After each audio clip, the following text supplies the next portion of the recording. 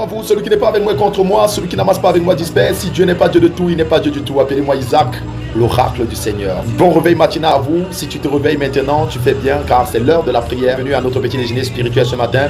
J'ai titré ce déjeuner le choix entre le confort et la liberté. Bon, quand je vous parle de ce titre, ça vous rappelle quelque chose? Assurément non. Je vous parlerai donc de l'histoire du chien et du loup. Il y avait un chien qui vivait dans une montagne avec des humains. Et ce chien était tellement bien entretenu. Il était enchaîné et il mangeait et on lui donnait son repas matin, midi, soir. Mais la vérité, c'est que ce chien vivait une vie ennuyeuse parce qu'il était toujours attaché.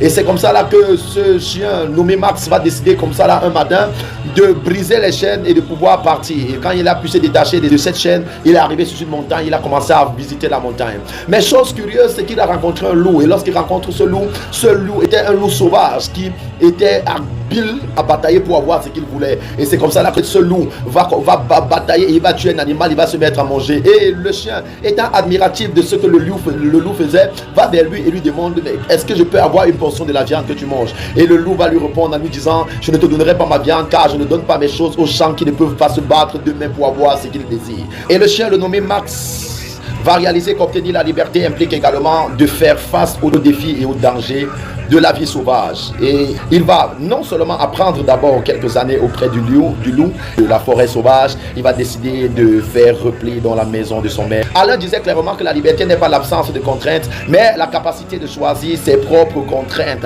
Il faudrait que vous sachiez clairement que l'être libre est la capacité de choisir ses propres contraintes.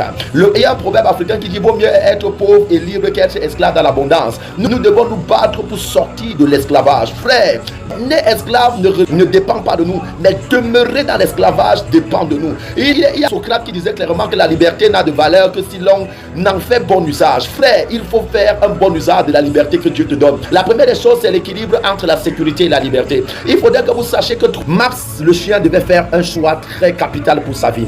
Tu dois toujours trouver le juste équilibre entre ta sécurité et ton confort. Il savait dans sa vie qu'il devait faire le choix entre la sécurité et le confort de sa vie domestique et la liberté au défi de la vie sauvage. Vous devez savoir que pour vous en sortir, il faut prendre des risques.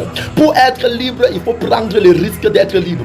Oh frère, sœur, tout le monde est esclave d'une manière ou d'une autre. C'est à nous de prendre des décisions de sortir de l'esclavage. C'est la raison pour laquelle dans 2 Corinthiens 3, le verset 17, il est écrit: là où est l'esprit du Seigneur, là se trouve également la liberté. Pour être libre, il faut d'abord trouver l'esprit du Seigneur. C'est l'esprit de Dieu qui rend la liberté. La deuxième chose que vous devez comprendre ici, c'est l'apprentissage et l'adaptation. Il est arrivé dans un endroit où il ne connaissait pas comment ça se passait et il a appris par son mentor le loup et il a compris que pour vivre là-bas il fallait être un lion. La nécessité de survivre dans la nature est liée à la capacité de démontrer les potentiels que nous avons. Chacun de nous a un potentiel, c'est à lui de faire valoir ce potentiel. Galates le chapitre 7, le verset 13, la Bible dit: vous avez été appelés à la liberté, seulement ne faites pas de cette liberté un prétexte de vivre selon la chair. La liberté impose des caractères très durs et une vie très rude. La troisième des choses que vous devez noter ici, c'est l'importance du choix. Choisir, le choix final de Max illustre la bonne pensée, l'importance de prendre des décisions qui est le reflet des valeurs et encore des habitudes,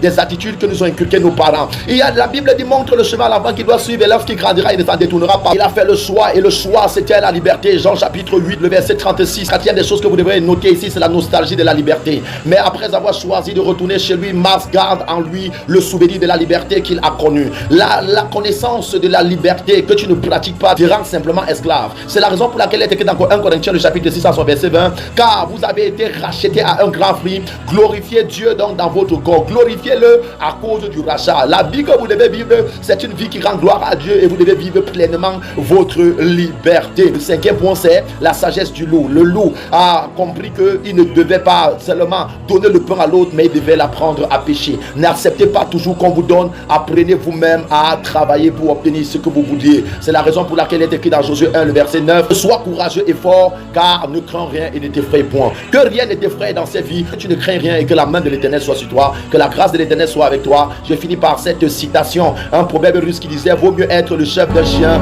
que le chien d'un chef. Que la grâce et la paix soient sur vous et que la paix soit avec vous.